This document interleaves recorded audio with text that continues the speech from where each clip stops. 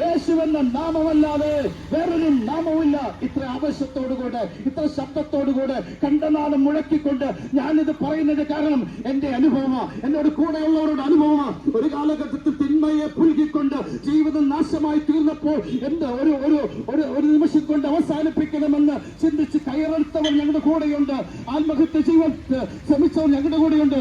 ഇന്നവർ ജീവനോടെ സന്തോഷത്തോടെ നിങ്ങളുടെ മധ്യത്തിൽ നിന്ന് ഇങ്ങനെ വിളിച്ചു പറയുന്നതിന്റെ കാരണം ഞാൻ പറയും സുഹൃത്തെ, അവരുടെ ജീവിതത്തിൽ രക്ഷ ലഭിച്ചതുകൊണ്ട്, പാപത്തിന്റെ തിന്മയിൽ നിന്ന് മോചനം ലഭിച്ചതുകൊണ്ട് അവരിങ്ങനെ യാത്രകൾ ചെയ്ത് മാസത്തിലൊരിക്കൽ ഞങ്ങളിങ്ങനെ യാത്ര ചെയ്ത് അനേകരോട് ഈ കാര്യം വിളിച്ചു പറയുന്നതിന്റെ പിന്നിലെ രഹസ്യം, നിങ്ങളും പാപത്തിൽ നിബന്ധിച്ചു പോകരുത്.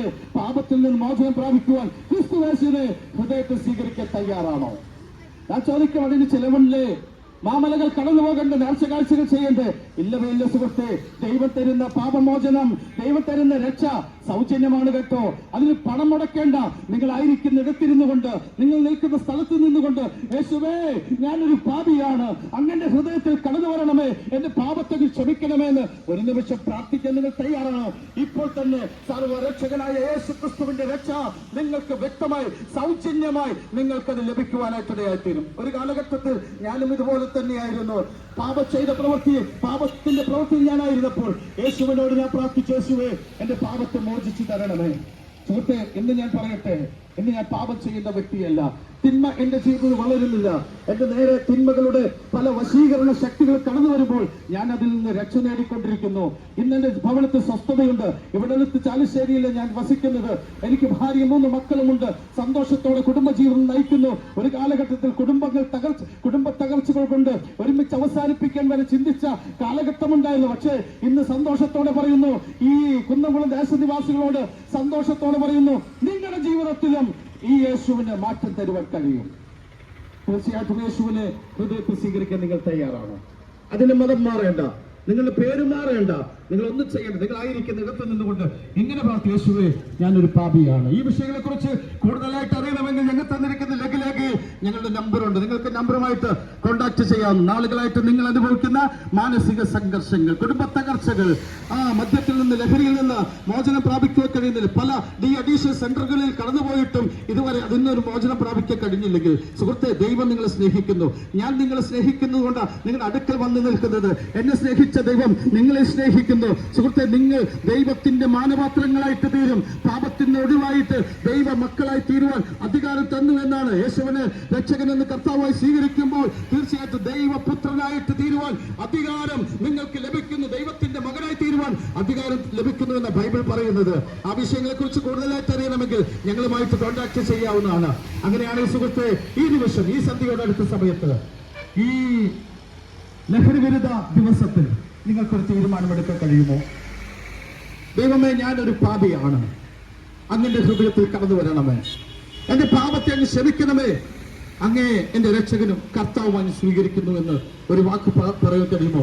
സുഹൃത്തെ, നിങ്ങളുടെ സ്നേഹിതനെ പോലെ, നിങ്ങളുടെ ഒരു അനുജനെ പോലെ, നിങ്ങളുടെ ജ്യേഷ്ഠനെ പോലെ, കുഞ്ഞുങ്ങളെ നിങ്ങളുടെ ഒരു ജ്യേഷ്ഠനെ പോലെ ഞാൻ പറയട്ടെ, പാപം നിങ്ങളെ തകർത്ത് കളയും. സത്യമാ, ഇന്ന് പാപത്തിൽ നിന്ന് മോചനം യേശു ക്രിസ്തു മാത്രമാ. ക്രിസ്തുവിനെ സ്വീകരിക്കാൻ നിങ്ങൾ തയ്യാറാണെങ്കിൽ നിങ്ങളായിരിക്കുന്ന ഇടത്തിരുന്നു കൊണ്ട് ഇങ്ങനെ പ്രാർത്ഥിക്കും. ഞാൻ ഒരു പ്രാവശ്യം കൂടെ ആ പ്രാർത്ഥന ചൊല്ലിത്തരും. യേശുവേ ഞാനൊരു പാപിയാണ്, അങ്ങന്റെ ഹൃദയത്തിൽ കടന്നു വരണമേ, എന്റെ പാപത്തെ ക്ഷമിക്കണമേ, അങ്ങയെ എന്റെ രക്ഷകനും കർത്താവുമായി സ്വീകരിക്കുന്നു. ഒരു നിമിഷം പ്രാർത്ഥിക്കുന്നുവെങ്കിൽ തീർച്ചയായിട്ടും നിങ്ങളുടെ ഹൃദയത്തിന്റെ അകത്ത് ക്രിസ്തുവിന്റെ സാന്നിധ്യം കടന്നു വന്ന് യഥാർത്ഥ സമാധാനവും യഥാർത്ഥ രക്ഷയും നിങ്ങൾക്ക് ലഭ്യമായി തീരും. സുഹൃത്തെ, നിങ്ങൾ പരീക്ഷിക്കാൻ തയ്യാറാണെങ്കിൽ, ഇന്ന് നാളുകളെ നിങ്ങൾ ഉറങ്ങുവാൻ കഴിയാത്ത വ്യക്തിയാണെങ്കിൽ ഇന്ന് രാത്രി നിങ്ങൾക്ക് സുഖമായി ഉറങ്ങുവാൻ കഴിയും. കാരണം ക്രിസ്തുവിന്റെ സമാധാനം നിങ്ങളുടെ ഹൃദയത്തിൽ കടന്നു വരിക തന്നെ ചെയ്യും. രോഗിയായിട്ടുള്ള വ്യക്തിയാണോ, നിങ്ങൾ ധൈര്യമായിട്ട് ഞങ്ങളുടെ അടുക്കിലേക്ക് വരാം. ഞങ്ങൾ നിങ്ങൾക്ക് വേണ്ടി പ്രാർത്ഥിക്കുന്നു. രോഗസൗഖ്യം ദൈവം നിങ്ങൾക്ക് നൽകി തരും. മാനസിക സംഘർഷങ്ങൾക്ക് അടിമയാണ് നിങ്ങൾ, തീർച്ചയായിട്ടും ഞങ്ങളുടെ അടുക്കിലേക്ക് വരും. ഞങ്ങൾ നിങ്ങൾക്ക് വേണ്ടി പ്രാർത്ഥിക്കുന്നു. നിങ്ങളുടെ മാനസിക സംഘർഷങ്ങൾ മാറുക തന്നെ ചെയ്യും. ഞാൻ എന്റെ വാക്കുകളെ ഇവിടെ പര്യവസാനിപ്പിക്കുമ്പോൾ ഒരു വാക്ക് ഈ ദേശത്തിന് വേണ്ടി നിങ്ങൾക്ക് വേണ്ടി പ്രാർത്ഥിക്കുവാൻ ഞാൻ ആഗ്രഹിക്കുന്നു.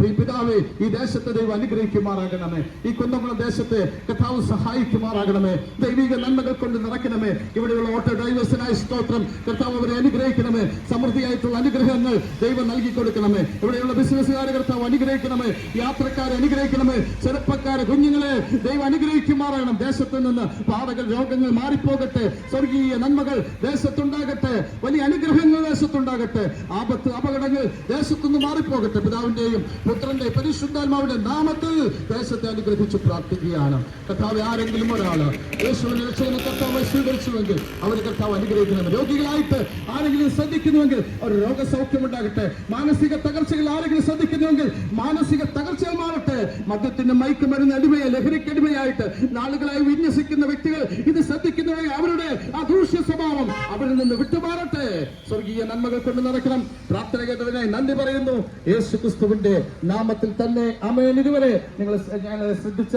എല്ലാ പ്രിയപ്പെട്ടവർക്കും ഹൃദയത്തിന്റെ ഭാഷയിൽ നിന്ന് നന്ദി അറിയിക്കുന്നു. ദൈവം നിങ്ങളെല്ലാവരെയും അനുഗ്രഹിക്കുമാറാകട്ടെ.